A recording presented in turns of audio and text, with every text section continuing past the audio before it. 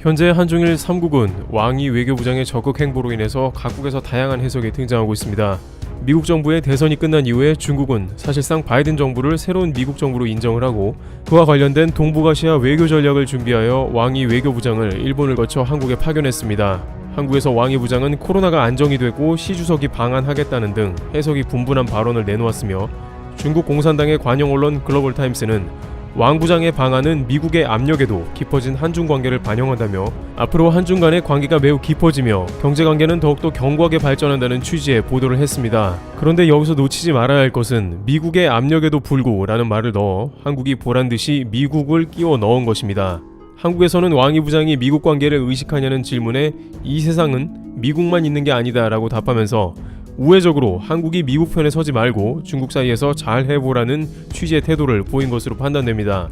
언뜻 보면 이러한 왕이 부장의 말이나 관영 언론의 보도가 한중 관계가 깊어졌다는 단순한 보도로 보이지만 사실상 그 내부에는 한국이 미국이 원하는 동시에 중국에 위협이 되는 행동을 한 경우 좌시하지 않겠다는 것입니다.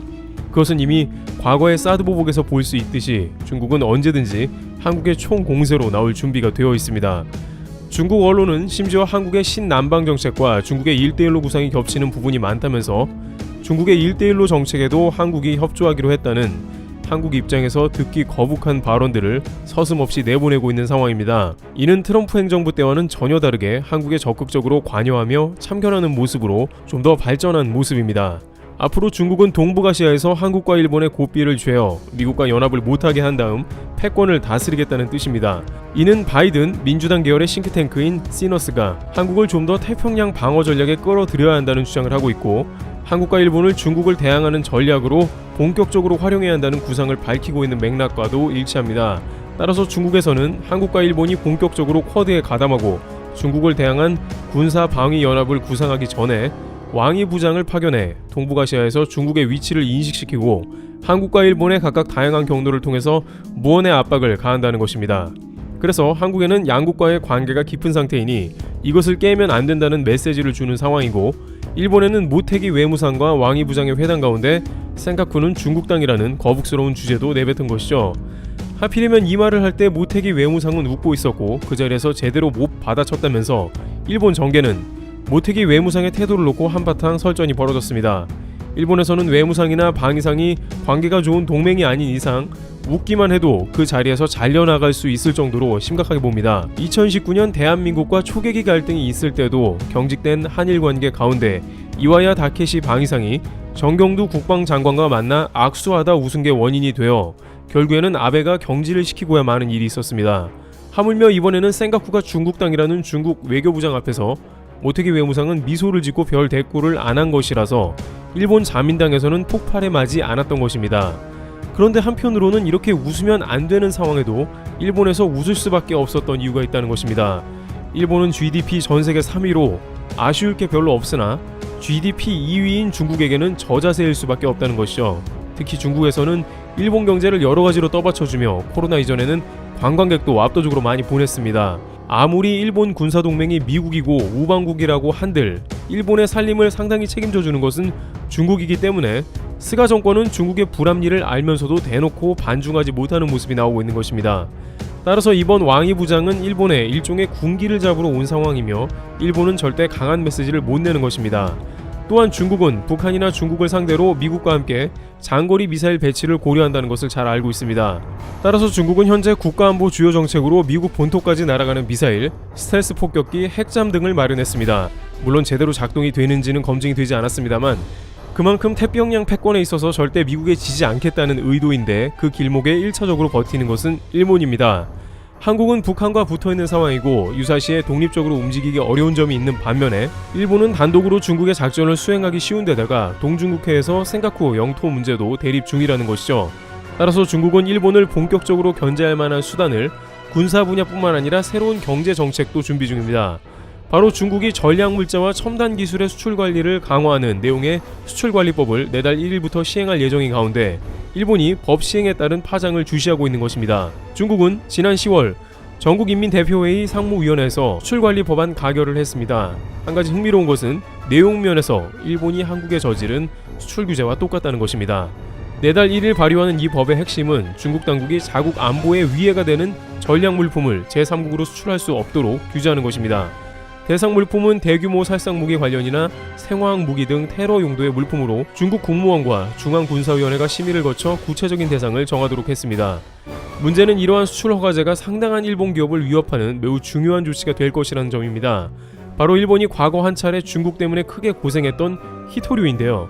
니케이에 따르면 이 법 시행으로 중국의 수출 허가제가 적용되는 전략 물자의 히토류가 포함될 가능성에 일본 기업들이 촉각을 곤두세운다고 합니다.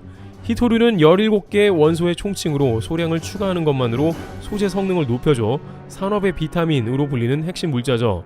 일본은 이미 2010년 중국발 히토류 쇼크를 겪었습니다. 양국 간의 영유권 다툼이 벌어지고 있는 센가쿠 열도 앞바다에서 중국 어선의 일본 해안보안청 순시선 충돌 사건이 발생한 뒤 중국이 히토류 수출을 사실상 중단해 일본 산업이 큰 타격을 받았습니다. 일본은 2012년 중국의 수출 규제가 부당하다고 세계 무역기구 WTO에 제소했고 WTO는 2014년 일본 측 손을 들어준 바 있습니다. 물론 일본은 이를 계기로 수입 라인을 다변화해 중국 의존도를 60%까지 낮추는 노력을 했지만 세계 시장을 장악한 중국의 히토류를 벗어나는 데는 한계가 있다는 지적이 나오고 있는 것입니다. 특히 모터용으로 쓰이는 디스프로슘과 테르뷴 등의 중히토류는 중국이 거의 독점하는 상태입니다. 결국 일본은 백방으로 방안을 마련했지만 중국의 히토류에서는 여전히 벗어날 수 없는 것입니다. 그런데 반대로 중국은 WTO에 패소를 했으므로 일본에 수출하지 않을 수 없는 상황인데 여기서 중국은 일본이 한국에 써먹은 수출 규제를 따라해 그대로 일본에 사용하는 묘수를 적용했습니다. 일본은 안보의 이유로 자국의 불화수소 등을 한국에 수출 금지시키며 최악의 정책을 폈습니다. 그런데 이제 중국이 똑같이 국가안보를 이유로 히토류를 그 리스트에 올리기만 하면 일본을 쥐고 흔들 수 있는 것입니다. 일본이 고안해낸 소위 한국 주기기가 이제는 일본의 산업 목줄을 위협하게 된 상황이 오는 것입니다. 관련 소식통들은 과거 중국이 일본 히토류 수출을 금지하자 결국 일본이 두 손 들고 항복한 장면이 있었다며 중국은 다시 한번 동북아 패권을 위해서 히토류 카드를 자신의 수출 규제 리스트에 포함할 가능성이 높다고 봤습니다. 중국의 수출관리법은 언제든지 실행되고 발효되어 일본의 산업 근간을 흔들어 놓을 수 있기 때문에 일본은 미국과의 동맹으로 중국을 압박하기 어려워지고 왕이 외교부장에게 이렇다 할 목소리도 못 냈던 것입니다. 경제계에서는 중국의 일방적으로 이득을 보는 일본이 결정적으로 자원 수요에서 발목이 잡히게 된 꼴이라며 미국은 중국제도 많이 이용하고 있어서 중국이 히토류 카드를 미국에는 잘 사용할 수 없는 반면에 일본은 무역이나 관광 수지 등 중국에 압도적으로 수출하는 상태라 맞설 카드도 거의 없다는 것입니다. 게다가 한국은 일본의 수출 규제를 잘 이겨내고 오히려 탈일본의 기회로 삼는 계기가 되었지만 일본의 히토류는 자체적으로 만들어낼 수 없는 자원이기 때문에 그대로 산업 괴멸이 오는 것이죠. 이와 같은 소식은 한국의 많은 네티즌들에게 일본이 한국의 한 일을 똑같이 당하는 인과응보라 말합니다.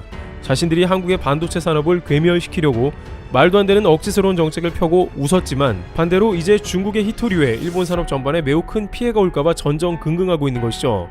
특히 일본은 미국이 중장거리 미사일을 배치하자고 적극적으로 나올 때마다 식은땀을 흘릴 것으로 예상됩니다. 미국이 중장거리 미사일을 배치하려고 하는 순간 중국은 자신의 히토류 카드를 슬쩍 일본에게 보일 것이기 때문입니다. 니케이는 히토류 수요국들이 중국 정부 정책에 따라 조달을 우려하는 상황에 노출되게 됐다며 중국의 속박에서 벗어나기 어려울 것 같다고 진단했습니다. 생각보다 중국에 너무 기댔던 것이 큰 패착입니다. 반면 한국에서도 이러한 중국의 모습을 보면서 반면교사로 삼아야 한다는 주문이 나오고 있습니다. 중국 내에 한국의 다양한 산업체가 포진하고 있으며 대중국 무역이 매우 중요한 것은 인정하지 않을 수 없으나 결과적으로 중국과 깊게 엮이는 것은 한국에 좋지 않은 결과를 안겨줄 가능성이 매우 크다는 것입니다. 반대로 한국도 일본의 너무 많은 사업을 기대고 받아들여서 일본이 그것을 이용해 한국을 공격한 것을 잊지 말고 앞으로 한국은 산업계의 라인을 다변화하며 중국에도 동일하게 대처해야 한다는 의견에 무게가 실립니다. 트래블 튜브 여기서 마치겠습니다. 감사합니다.